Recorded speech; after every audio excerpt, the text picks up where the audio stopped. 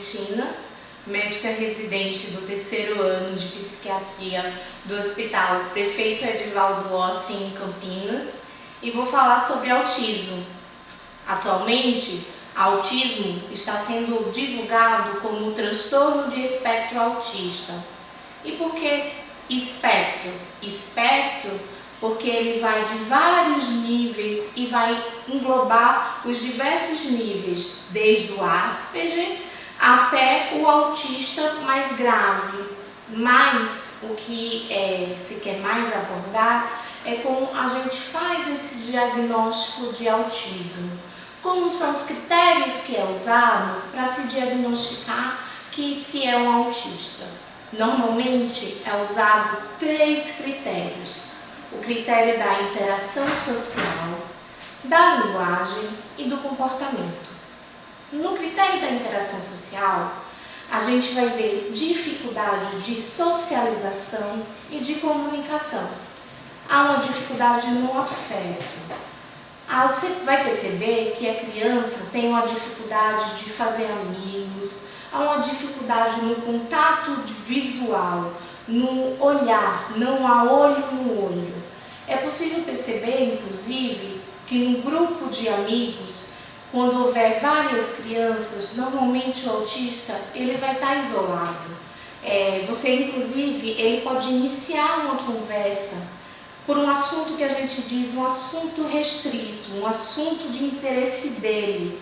Por exemplo, ele tem um interesse restrito por carros. Ele até inicia o foco de conversa por aquilo, mas ele tem dificuldade de manter a conversa se a outra criança muda o assunto.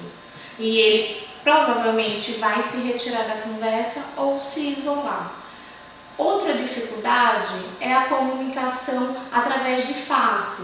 É muito comum a gente se comunicar, pessoas não autistas, se comunicar através do olhar, através de expressões faciais. E o autista tem dificuldade de codificar, de se expressar e de se comunicar através disso. O outro critério falado é a linguagem. Alguns autistas não vão ter problema de linguagem e vão falar normalmente.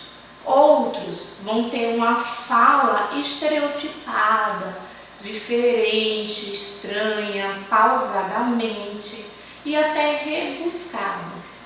Mas o que eu queria chamar a atenção para esse critério na linguagem seria o atraso da fala. São aquelas crianças que desde criança, desde pequena, com 1 ano e meio, 1 ano e 8 meses, não falam nada ou falam 2, 3 palavras. E as pessoas não percebem ou não procuram uma orientação sobre isso.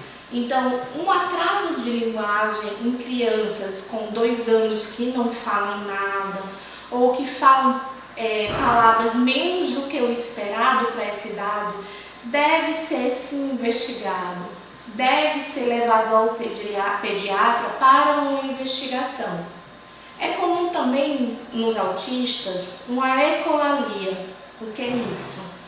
Eles repetem frases que eles viram na televisão, em um desenho, no iPad, que hoje é muito comum eles usarem um iPad, e eles ficam repetindo essa frase e às vezes você acha que é comunicação, às vezes até você quer intervir através dessa frase, mas eles só vão continuar repetindo essa frase. E tem aqueles autistas mais graves que não vão utilizar a linguagem, que realmente eles não vão falar. O terceiro critério que a gente utiliza é o critério do comportamento, tanto o comportamento motor repetitivo quanto o comportamento restritivo. O que seria esse comportamento motor restritivo? Eu queria chamar a atenção, como eu disse, é um espectro, tem vários níveis. E quando a gente fala de um comportamento motor repetitivo, as pessoas têm essa impressão, principalmente porque viram na mídia, em filmes, que todo autista vai ter isso. Aquele comportamento de flapping nas mãos, o comportamento do balanceio de tronco, e isso não é todo autista que tem. mas é um dos critérios também que a gente vê no comportamento motor repetitivo. Algumas vezes a gente vê alguns autistas que andam nas pontas dos pés. O comportamento repetitivo, eles têm uma inflexibilidade, eles têm um apego à rotina. Normalmente eles gostam de tomar café da manhã do mesmo jeito, com o mesmo prato, com o mesmo talher, sentado na mesma cadeira, gostam de entrar no carro na mesma porta, sentado do mesmo lado. E muitas vezes, quando essa rotina deles é quebrada, às vezes podem causar um fator estressor de irritabilidade. Outra coisa muito comum é prestar atenção no modo como eles brincam, até desde criança. Alguns autistas, eles gostam de alinhar objetos, alinhar brinquedos. E às vezes, quando retira esses brinquedos do local, eles se irritam muito. E isso é um dos focos que também tem que se prestar atenção no comportamento. Outra coisa que tem que ser chamada atenção, os autistas, alguns deles não conseguem fantasiar a brincadeira. É comum você dar um carro para um menino e ele querer fantasiar com o carro, brincando.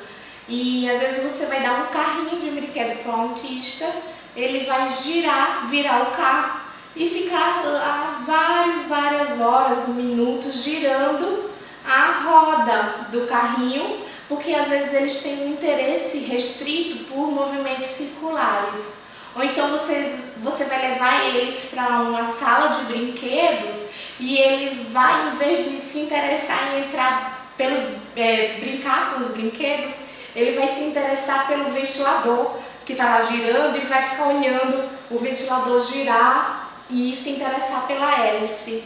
Ou então ele vai entrar na sala e vai querer brincar com o interruptor da luz e vai ficar acendendo e desligando a luz.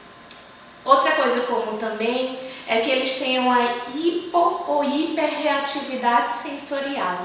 O que é isso? Eles são muito sensíveis a barulho, eles podem ter uma indiferença a uma dor ou uma temperatura, né? Então eles são sensíveis a isso.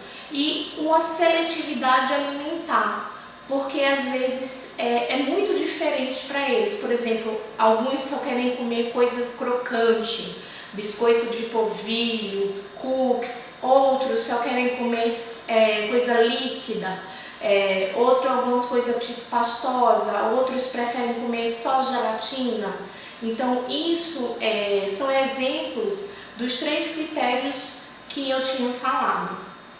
O autismo é mais comum em meninos, 4 vezes mais comum em meninos do que em meninas, e está muito ligado à deficiência intelectual. 70% dos autistas está ligado à deficiência intelectual.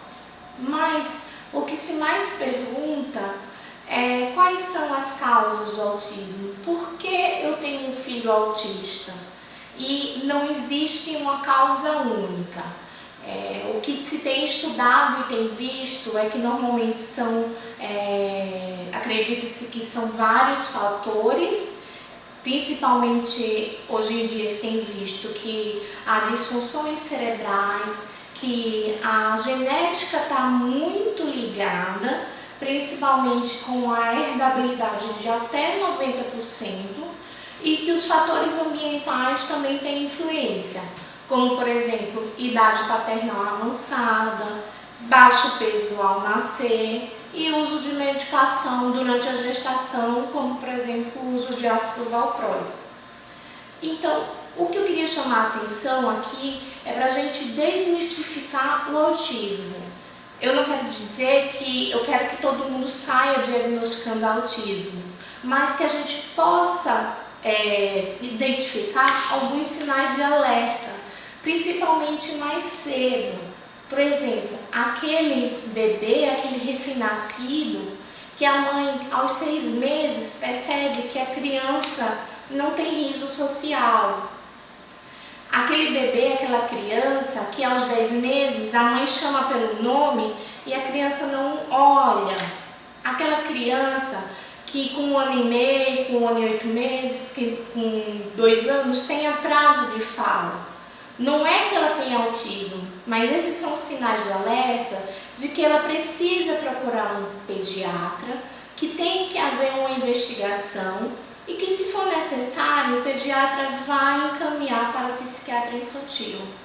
E o principal, que quanto mais cedo for o diagnóstico, mais cedo e melhor vai ser o prognóstico.